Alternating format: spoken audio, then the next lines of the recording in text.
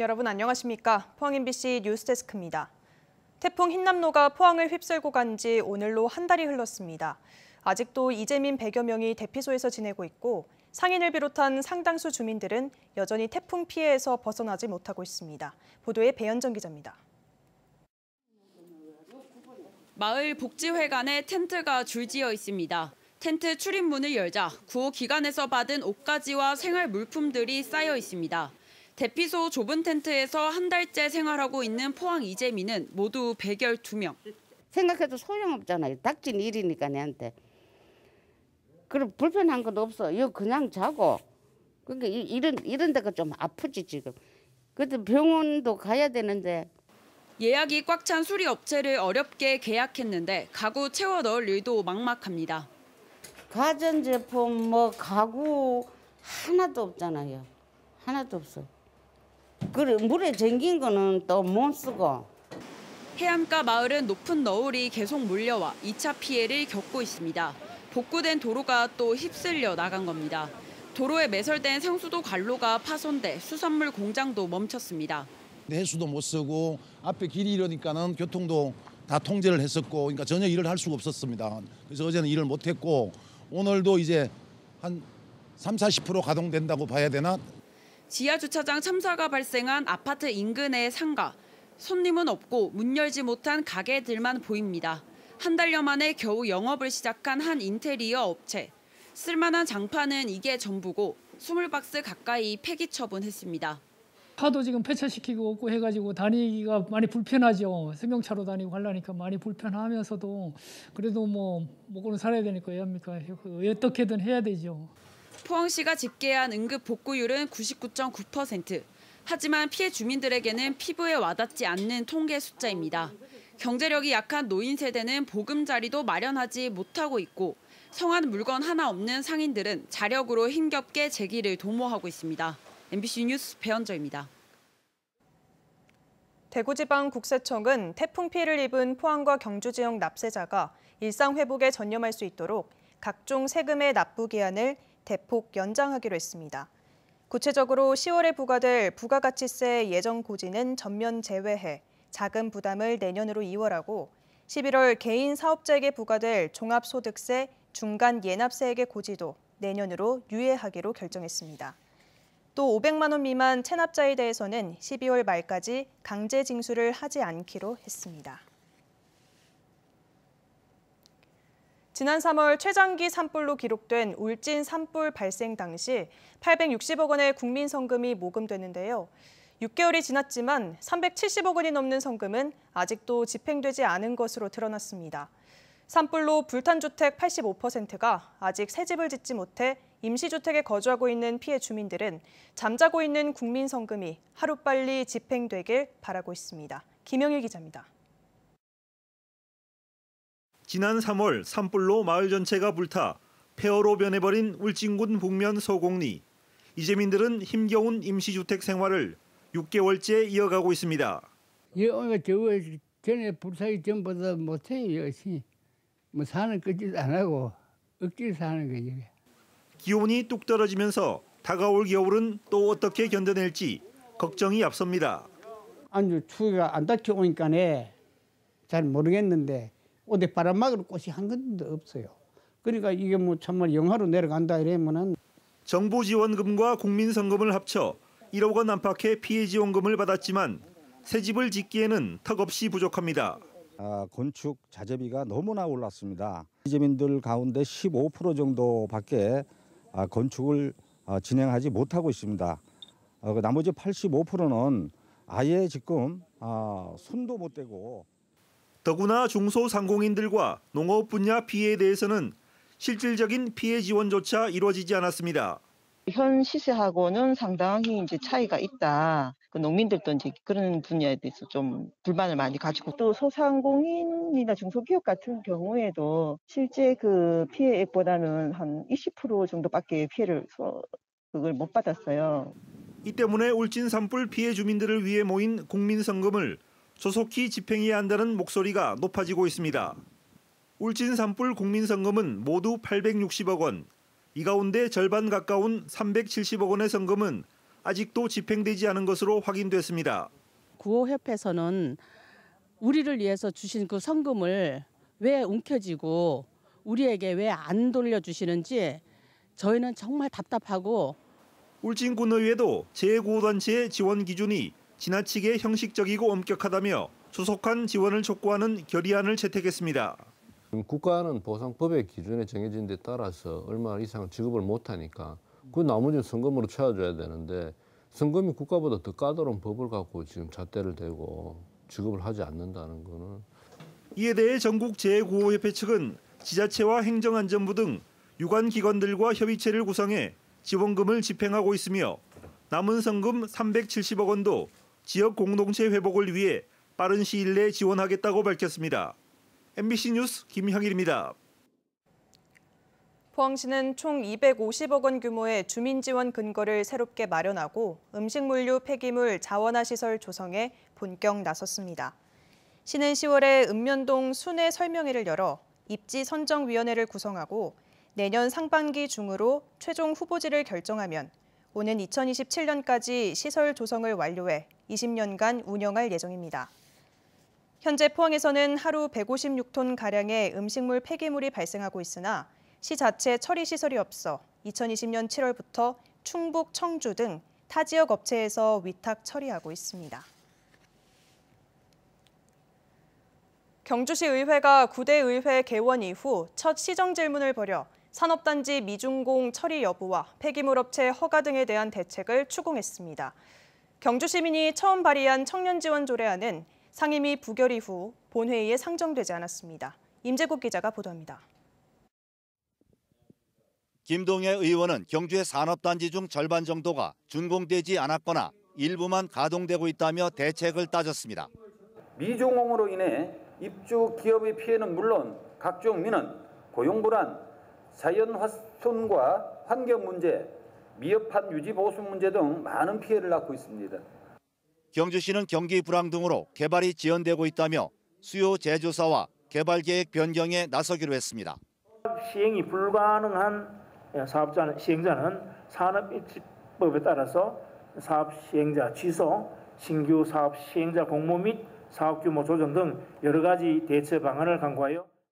한순희 의원은 동천동 철탑을 지하로 매설하자고 요구했고 경주시는 예산이 부족하고 한전과 협의한다는 원론적인 답변에 그쳤습니다. 1973년에 설치된 오래되고 낡은 철탑은 태풍 등 강풍에 노출되어 위험하며 주민들의 생활권에 엄청난 피해를 주고 있습니다. 지역과의 형평성, 또 50억 원 이상의 많은 예산이 소요된 점을 고려하여 시비 50% 이상 부담으로는 당장 사업을 추진하기는 어렵다는 점을. 이강희 의원은 각종 폐기물 처리량이 다른 지역과 비교해 많고 폐기물 처리 업체가 많은데도 계속 허가를 내줄 것인지 따져 물었습니다. 폐기물 관련 사업이 번창한 지역이 되었는지, 그리고 현재 경주시는 주민들의 더 나은 삶은 제쳐두고 기본적인 주거 환경권에 대한 강력한 저항과 요구에 대해서 어떤 대안이 있는지.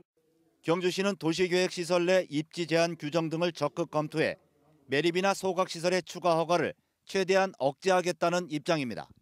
매립 소각시설의 설치가 집중돼서 주변 환경을 오염시키고 주민 건강에 피해를 주는 이런 사례는 묵과할 수 없고 소홀히 할 수 없는 사항이기 때문에 주변 입지 여건과 폐기물 발생량 및 처리량 등을 고려해서.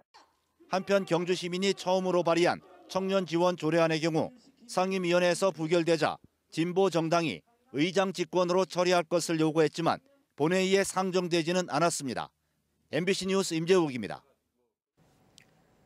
포항문화재단은 내일부터 13일까지 포항문화예술회관과 시내 일원에서 국내외 최정상급 클래식 연주자들이 대거 참여하는 2022 포항음악제 운명 마주하다를 개최합니다. 10월 7일 개막 공연 운명을 시작으로 13일 폐막 공연 삶의 창가까지 모두 7개의 메인 공연은 오후 7시 반 포항문화예술회관 대공연장에서 진행되고 10월 9일과 10일 오전 공연은 포항시청 대잠홀에서 펼쳐집니다. 프로그램 상세 정보는 포항음악제 공식 홈페이지에서 확인할 수 있으며 예매는 티켓 링크에서 할 수 있습니다. 이 밖에 11일 오전 11시 체인지업 그라운드에서 페데리코 콜리 등 다양한 무료 공연도 마련돼 있습니다. 해외로 반출된 뒤 돌아오지 못하고 있는 우리 문화재들이 상당히 많은데요. 지역의 한 대학 박물관장이 일본 옥션을 통해 구매한 신라시대 토기가 화제가 되고 있습니다. 경산 지역을 기반으로 한 고대 압독국의 유물로 추정이 되는데요. 지금까지 학설과는 달리 도굴됐다는 가능성도 제기되고 있습니다. 김철우 기자의 보도입니다. 일본에서 도착한 소포의 포장을 조심스레 뜯습니다. 오동나무 상자 안에 있던 토기는 5세기 말에서 6세기 사이 경산 지역에서 만들어진 토기의 독특한 특징을 고스란히 담고 있습니다. 보통 신라 토기들은 이렇게 짧게 올라간다면 이 경산 거는 이렇게 곧게 길게 올라갑니다. 이게 아주 특징적입니다. 그리고 여기에 구획을 3단, 4단씩 구획해서 이런 바상문을 집어넣는 여기 아주 전형적인 형태고요. 오동나무 상자의 덮개에는 묵으로 쓰인 기록이 남아 있습니다. 신라 삼국시대 1300년 전 신라 토기를 의미하는 신라소. 쇼와 10년 그러니까 1935년 더운 여름날 조선의 대구에서 배공이라는 일본인이 감정했다고 쓰여 있습니다. 1930년대에 지역 대구에서 소장했다가 일본으로 이제 반출할 수 있는 사람 그리고 배공이라고 썼다. 이런 요소들이 그야말로 지역에서 오구라 다케노스케의 버금갈 만큼 문화재를 많이 소장하고 있던 시라가 슈키치. 이 토기는 시라가 주키치의 것으로 추정되는데 그는 일제강점기 지금의 경북여고 교장으로 재직했던 사람입니다. 시라가 주키치는 자신의 지위와 권력을 이용해 신라와 고려, 조선의 문화재를 끌어모았는데 한때 오구라와 이치다에 못지않은 대규모 컬렉션을 소유하기도 했습니다.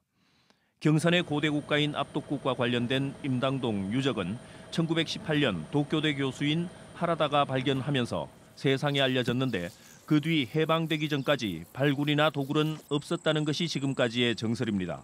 하지만 이 토기가 발견됨으로써 도굴의 가능성이 제기되고 있습니다. 1930년대에 적어도 이처럼 이제 완전한 토기가 출토되기 위해서는 아마도 여러 개의 고분을 당시에 도굴하지 않은 이상 이런 토기들을 손에 넣기가 힘들죠. 영남대 박물관은 시라가 컬렉션에 대한 연구와 함께 압독국 유물의 도굴 가능성에 대한 조사도 벌여 묻혀있던 대구와 경산의 근대사를 다시 쓸 계획입니다. MBC 뉴스 김철우입니다. 경북 동해안은 내일까지 비가 내리겠습니다. 울진에는 호우특보까지 발효 중인데요.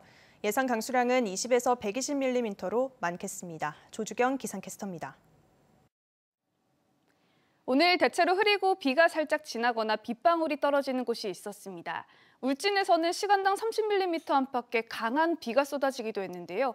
호우주의보가 발효 중입니다. 여기에 오늘 밤 동해상에서 또다시 비구름대가 발달하면서 특보가 강화되겠습니다. 호우경보가 될 가능성이 있겠습니다. 비 피해 없도록 조심해 주시기 바랍니다. 내일까지 포항과 경주, 울릉도, 독도에는 20에서 60mm의 비가 지나겠고요. 영덕과 울진에서는 최대 120mm 이상의 많은 비가 내리겠습니다. 이번 비는 비구름대가 폭넓게 머물고 있어서 지역별로 편차가 크겠습니다. 요즘 한낮에도 부쩍 서늘해졌습니다. 포항의 한낮 기온은 18.9도에 머물렀는데요. 내일도 20도 선에 머물면서 예년 이맘때보다 3도가량 낮겠습니다. 이어서 자세한 내일 기온 보겠습니다. 내일 아침 기온은 13도에서 16도 분포로 오늘과 비슷하게 출발하겠고요. 한낮 기온은 울진 16도, 영덕 18도, 포항과 경주 20도 선에 머물면서 경주는 오늘보다 3도가량 떨어지겠지만 그 밖의 지역은 오늘과 비슷한 기온 보이겠습니다. 울릉도와 독도의 아침 기온은 울릉도 14도, 독도 16도로 시작하겠고요. 한낮에는 울릉도 15도, 독도 18도까지 오르겠습니다. 현재 동해 전해상에는 풍랑특보가 발효 중입니다. 여기에 너울성 파도까지 각별한 주의가 필요하겠습니다. 바다의 물결은 전해상에서 최고 5.5m까지 매우 높게 일겠습니다. 다가오는 한글날 연휴에도 비가 내릴 전망입니다. 날씨였습니다. 포항 북부소방서가 오늘 아파트 관리소장을 대상으로 재난안전 교육을 실시했습니다. 소방서는 재난에 취약한 포항 지역 아파트 132곳의 관리소장을 상대로 재난이 발생했을 때 대피 요령과 피난시설 사용법 등을 교육했습니다. 앞서 포항 아파트 지하주차장 참사를 비롯해 부산과 천안에서도 아파트 침수와 화재 사고로 3명이 숨지고 140억 원의 재산 피해가 잇따랐습니다. 중대재해처벌법이 적용되는 사업장에서 산업재해로 숨진 근로자의 65%는 하청업체 소속인 것으로 나타났습니다. 더불어민주당 진성준 의원이 고용노동부에서 받은 자료에 따르면 중대재해처벌법이 시행된 올해 1월 27일부터 지난달 30일까지 약 8개월 동안 발생한 중대산업재해는 443건으로 이로 인해 446명이 숨지고 110명이 다쳤습니다. 중대산업재해 443건 중 현재 법이 적용되는 사업장에서 일어난 사고는 156건입니다.